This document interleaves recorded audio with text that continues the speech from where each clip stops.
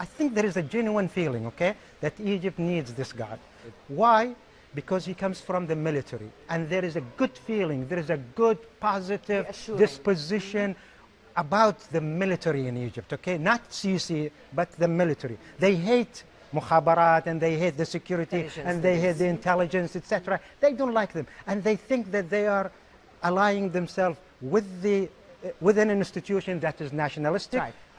I believe that the concept of Maidan al-Tahrir, Tahrir Square, is going to be like the Bastille in Egypt, in France.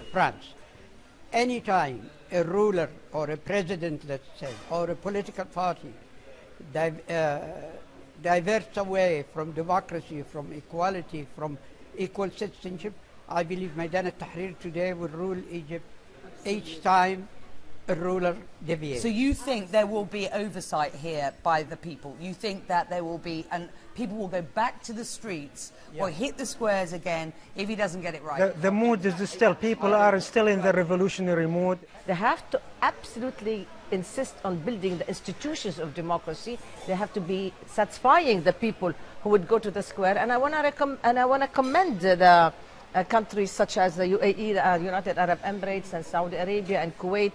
Honestly, they have done a great job standing with Egypt, the country.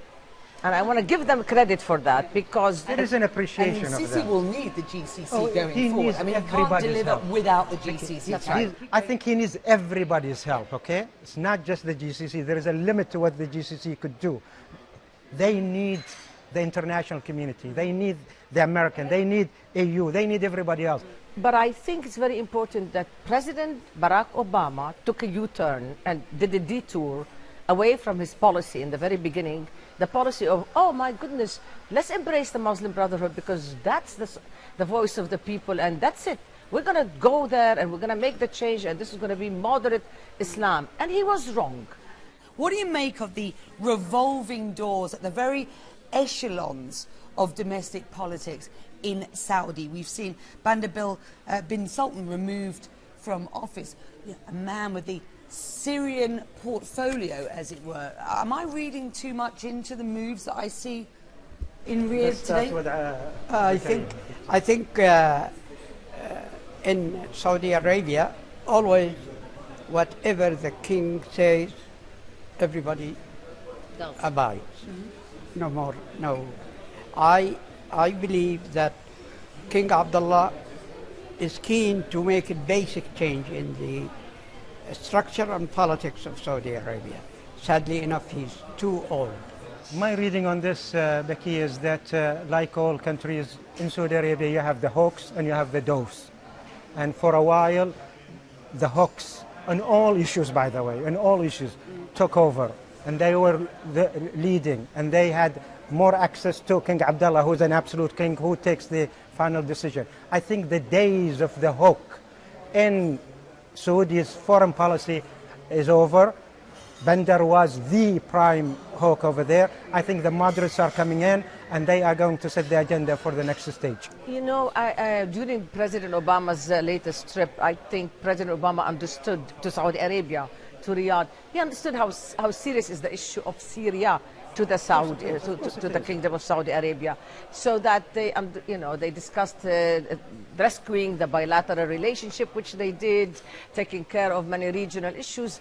But they also understood that we're not going to give you back Iraq to the Arab fold, but the Saudis also said, we're not going to be comfortable giving you Syria into the Iranian fold. They were, like everybody else, irritated with that hawkish discourse that was coming out of Riyadh, which is very much uncharacteristic of Saudi Arabia. They are also responsible. The Western countries are very responsible for the absolute utter failure in Syria. It's a fundamental misunderstanding and reading of this region.